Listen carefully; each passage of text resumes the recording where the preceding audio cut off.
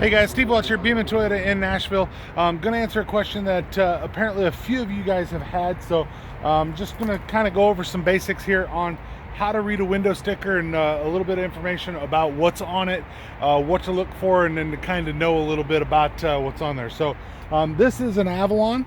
I'm just going to kind of start with this one just because it's kind of easy to see just kind of through the window here.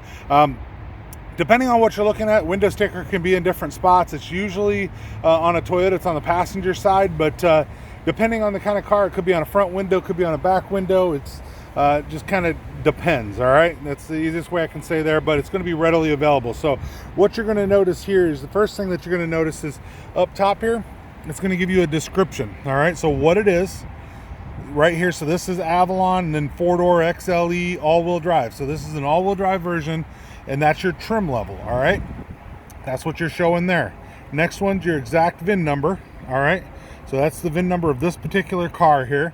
It's going to show year model. So the 2021 is the year. This is a 3555. That is the model code for Toyota on this particular vehicle.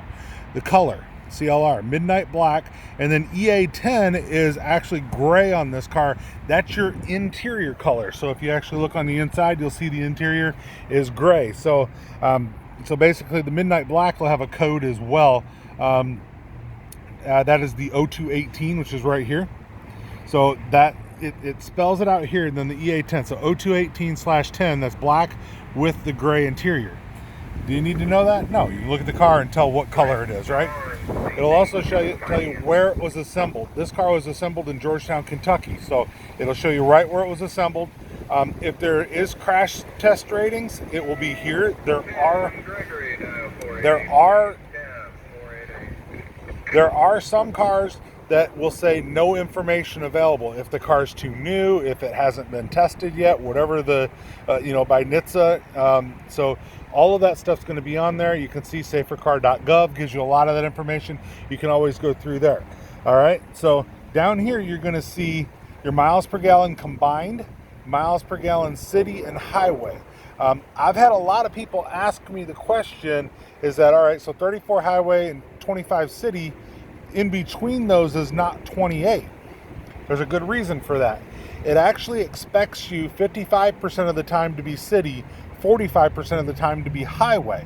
So based off of the that percentage right there, to be in the 55% city, 45% highway, they weight those together, which is what gives you your combined city highway. All right, and then below here you'll see, and by the way, that icon that's right there, that fuel icon, that's standard, that's EPA regulated. You also have to have EPA right there and fuel economy, all that stuff. There's a reason this label is set up this way. It's called a Moroni label. So that is why that is set up that way. It is regulated. All right, so all this stuff is supposed to be on here. The layout can vary depending on manufacturer, but all this stuff is supposed to be on here. So so then you can see the 3.6 gallons per 100 miles. It'll tell you how far per 100 miles. Your annual fuel cost, that if you actually look at here, actual results will vary, including driving conditions, how you drive, maintain your vehicle. The average new vehicle gets 27 miles per gallon and costs $7,500 to fuel over 5 years. Cost estimates are based on 15,000 miles per year at $2.70 per gallon. Miles per gallon E is miles per gallon equivalent, which is actually if you have an electric vehicle or a plug-in vehicle, that's where you'll get miles per gallon E. Vehicle emissions are a significant cause of climate change and smog. All right, all that stuff is regulated. That should be on there. All right, $2.70. If you start finding $3, $4, $5 a gallon gas, your annual fuel cost is going to vary. So they have to have this here to tell you what they're basing this number on. So you're going to get an annual fuel cost of $14.50 if you drive 15,000 miles a year and you get 27 miles per gallon is your average, I guess. So your annual fuel cost on this one is there. So your cost over 5 years, you'll save $250 over 5 years compared to an average vehicle. So your actual and I haven't done the math on this, but your actual, I guess, will be $72.50 on this car over 5 years. Your annual fuel cost will cost you that. So then you'll see fuel economy, greenhouse gas rating. There's your best. This is in the middle. There's your small grading, there's your best, it's almost in the middle. You can see a smartphone QR code gives you information on the fuel economy. All right, all that is great, right? Now the nuts meets the road, right? Where the tires meet the rubber meets the road, whatever you want to call it. This is the information that most people concern themselves on the car.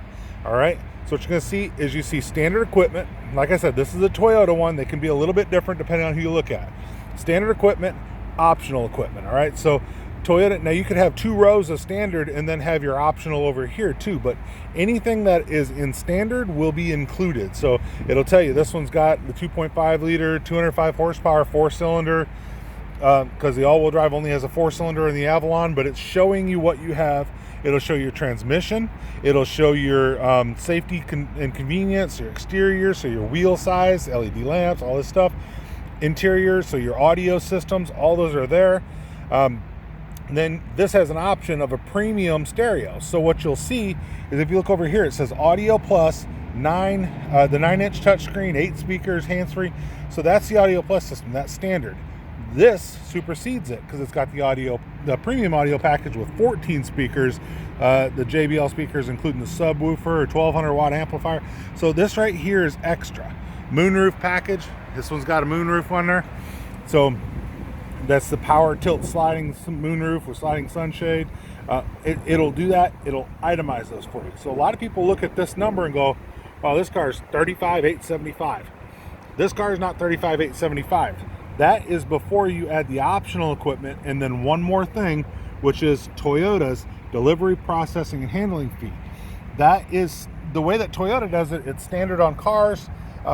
There's each different like classification has their own thing. So trucks have it, SUVs have it, and cars have it. So they all have their different. This could be a different number depending on what it is and also what year it is. But this adds $995.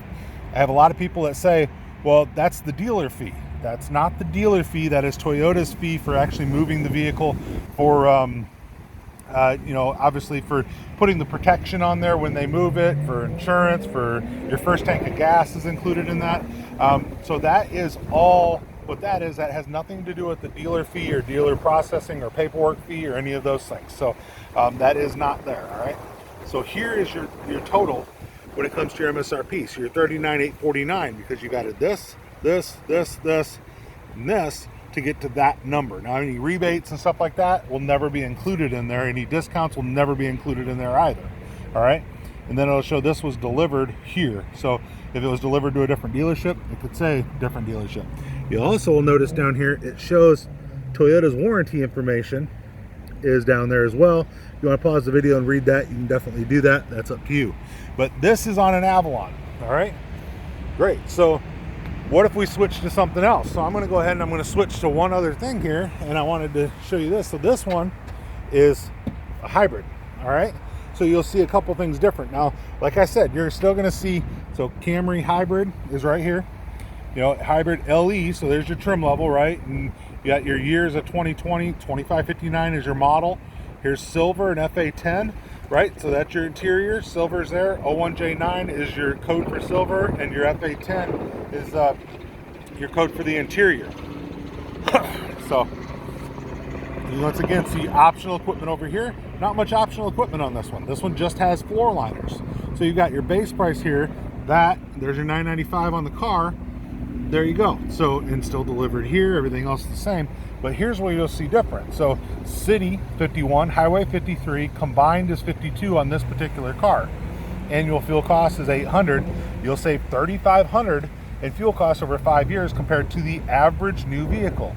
All of this information is still the same. You can see your fuel economy, greenhouse gas rating is all up here. Now keep in mind too, these two ratings are based out of what's out of the tailpipe.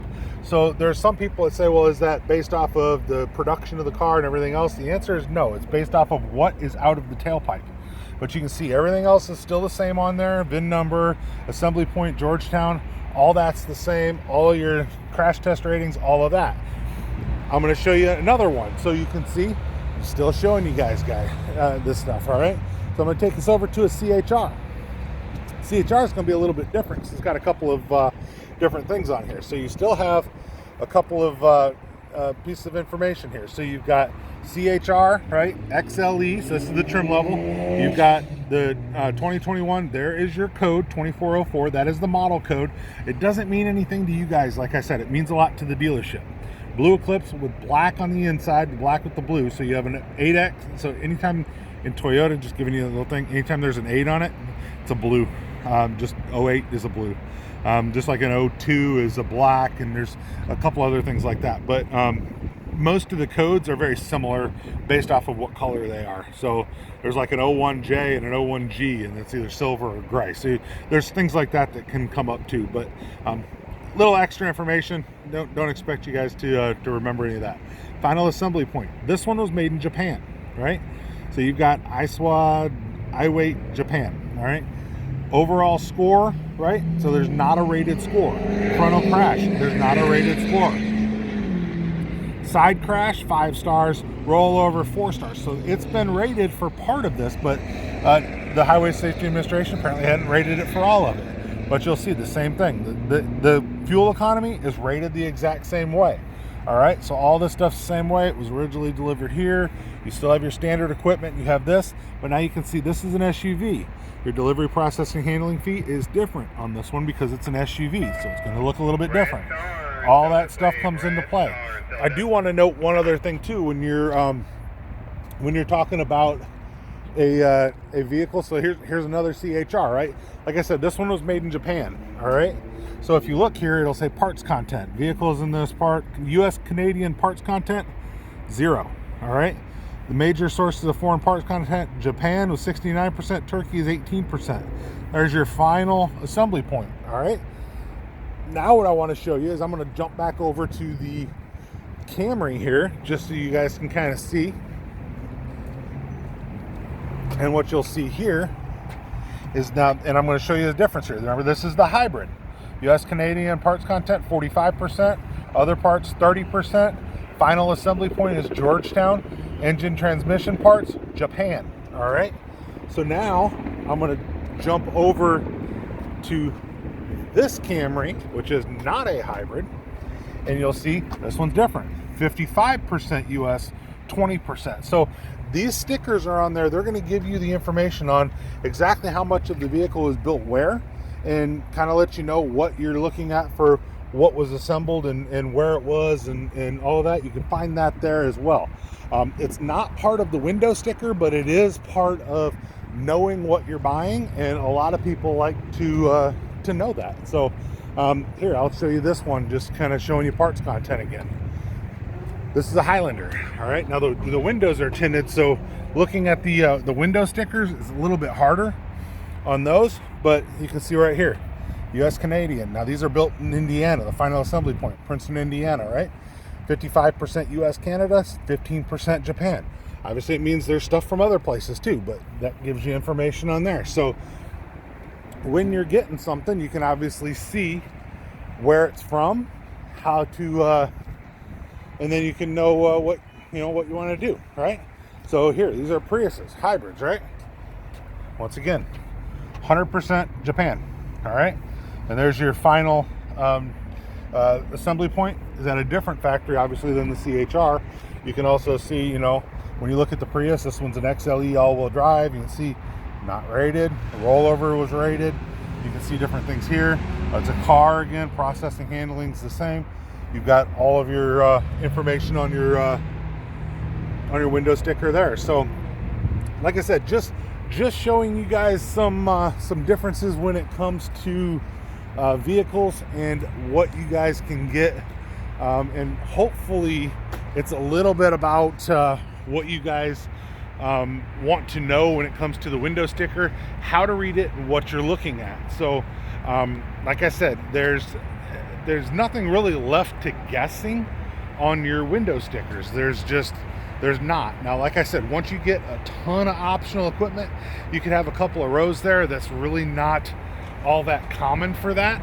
But just saying that you can definitely do that. If you're looking at a different manufacturer, then definitely a different manufacturer can do it just slightly different. I mean, we have a GM store, and I mean, you can still kind of get the same gist of what you're looking at when you look at a GM window sticker. So depending on what you're looking at, it'll look a little bit different, but this is the basic way that you'll read a window sticker and some of the other information that's on a vehicle.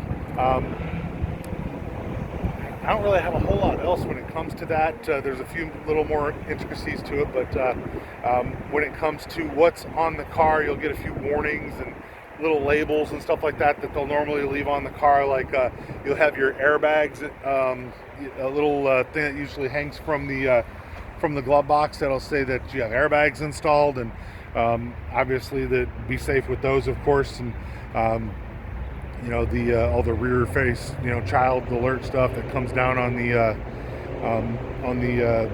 usually on the fold down for your sun visor. But anyway, so kind of rambling now, but just trying to give you guys information on what you're looking for when it comes to the window sticker, things on it, and what you need to know when you read it, to make sure that you're getting the car that you want and it does what you want. Make sure when you're looking at it that you know, if you know, I've had people before say, hey, I thought I was buying a 6-cylinder and this one's a 4, or I thought I was buying a 4-cylinder, this one's a 6, or I thought I was getting you know, a plug-in hybrid, this one doesn't have a plug. If you know how to read the window sticker and you can just look at those things, you'll be able to see what it is, what trim level it is, and what's actually on the vehicle, at least as a basic level, and then obviously your options. And most times you can actually have the dealership print you up a spec list or a copy sometimes of that window sticker so that you can actually look at that and not actually have to be on the vehicle. So hopefully that helped. If it did, definitely give me a like and subscribe. I appreciate every one of you guys, but let me know if there's any other questions you have. Until then, definitely Steve Welch, Beam Toyota. Love to be a car salesman. Come on down. We'll look at all these together and we'll have some fun. But definitely we'll get you taken care of. You can reach out to me if you need to. buyatoyotanashville@yahoo.com is my personal email account.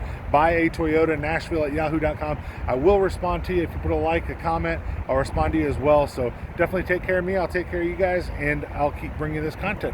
You guys have a great day. We'll talk to you soon.